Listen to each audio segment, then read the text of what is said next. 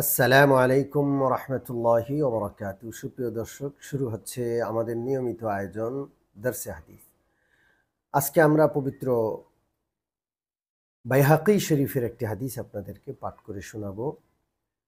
মিশকাত শরীফের 438 নম্বর পৃষ্ঠা হাদিসটি রয়েছে। হযরত জাবের রাদিয়াল্লাহু তাআলা আনহু বর্ণনা করেন, প্রিয় নবী মুহাম্মদুর রাসূলুল্লাহ সাল্লাল্লাহু আলাইহি ওয়াসাল্লাম ইরশাদ করেন, আল্লাহ রব্বুল আলামিন হযরত জিবরিল আলাইহিসসালাতু ওয়াসসালামের কাছে ফরমান পাঠালেন, নির্দেশনা পাঠালেন যে অমুক শহরকে সমূলে উৎপাটন করে উল্টে দাও।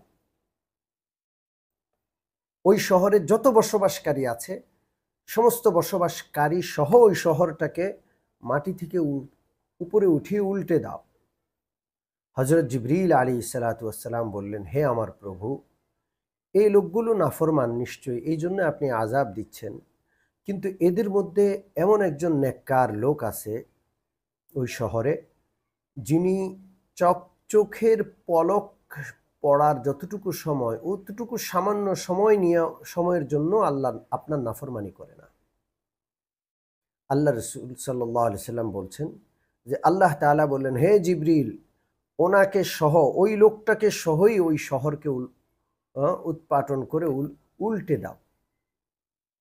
কারণ সারা শহরবাসী যে নাফরমানি করে, সেই নাফরমানির কারণে কখনো তার দুঃখ হয় না, কষ্ট হয় না, তার চেহারা একটু চিন্তার রেখা ফুটে ওঠে না, সে তার ইবাদত নিয়েই ব্যস্ত। অতএব আজকে যখন আযাব আসলো তাদের গুনাহের কারণে, তারা যেমন ধ্বংস হবে, সৎ কাজের আদেশ অসৎ কাজের নিষেধ না করার কারণে এই ইবাদতকারী আবেদ বান্দাও ধ্বংস হবে। হাদিসটি এই পর্যন্ত। সুপ্রিয় দর্শক ও শ্রোতাবৃন্দ, আমরা যারা নিজে নিজে ইবাদত করে খুব ইতমিনানের সাথে আসি, আত্মতৃপ্তিতে ভুগি, তাদের আত্মতৃপ্তিতে ভোগার কিছু নাই। আমরা যদি সৎ কাজের আদেশ অসৎ কাজের নিষেধ, শহরে বন্দরে লোকালয়ে যারা নাফরমানি করছে তাদেরকে নাফরমানি থেকে বিরত রাখার জন্য অসৎ কাজের নিষেধ, সৎ কাজের আদেশ আমরা হক আদায় করে না করি, তাহলে যখন আযাব আসবে ব্যাপকভাবে, ওই ইবাদতকারী বান্দারাও, যারা নিজে ইবাদতে লিপ্ত, তারাও আক্রান্ত হয়ে যাবে।